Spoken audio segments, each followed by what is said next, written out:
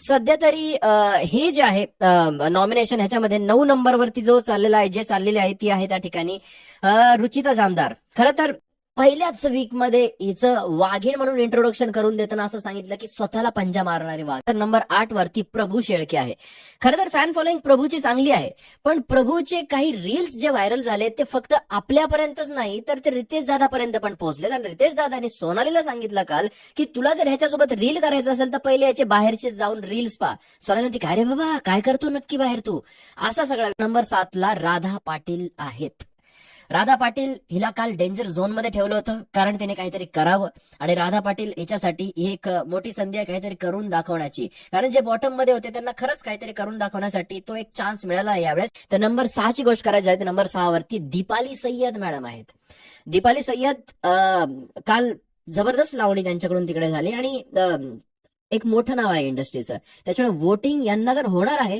पाहू आता बिग बॉसच्या घरामध्ये ते तर 5 वरती त्या ठिकाणी सागर कारंडे आहे. त्या अपेक्षे इतकं अजून तरी सध्या नाही आलेलं आहे तसं. सो वी विल सी या वीक मध्ये सागर कशा प्रकारे खुलतायत आणि आपला जो काही तो ह्युमर आहे तो दाखवतायत. नंबर 5 वरती सागर कारंडे तर नंबर 4 वरती त्या ठिकाणी अनुश्री माने आहे. खरं तर चोर चोर कोण ही चर्चा रंगली आणि शेवटी अनुश्रीवरती तो चोराचा जो काही आहे ते येऊन तिकडे थांबलं. करण सोनावरे हा नंबर 3 वरती आहे. मॅक्झिमम लोक म्हणत आहे करण हा ओव्हर कॉन्फिडंट आहे आणि बरेचसे लोक असं म्हणतात की आहे त्याचे फॅन फॉलोईंग, तर बाई तो असणारच कॉन्फिडंट. पण करण सोनवणे याला नॉमिनेशनचा टास्क खेळणं खूप जास्त इम्पॉर्टंट आहे. हे दाखवण्यासाठी बिग बॉसने त्याला बॉटम 3 मध्ये ठेवलं होतं. 2 आणि 1 मध्ये कडक फाईट चालली. इथे दिव्या शिंदे हिला तगडे वोट्स येत आहेत. नंबर 2 वरती दिव्या शिंदे आहे आणि दिव्या शिंदेची फॅन फॉलोईंग अफलातून आहे.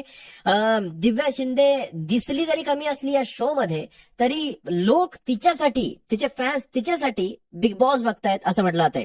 तर नंबर 1 वरती अजूनही रोशन भजनकर राज्य करतोय. रोशन खूप कमी फुटेज मिळालेला कंटेस्टंट आहे आणि सगळा महाराष्ट्र जो आहे तो हेच म्हणतोय की ज्या ज्या लोकांना कमी फुटेज मिळालं त्यांना फुटेज मिळावं. आणि दुसरी गोष्ट ही पण की रोशनने सुद्धा आता गेम खेळायला चालू करायला पाहिजे.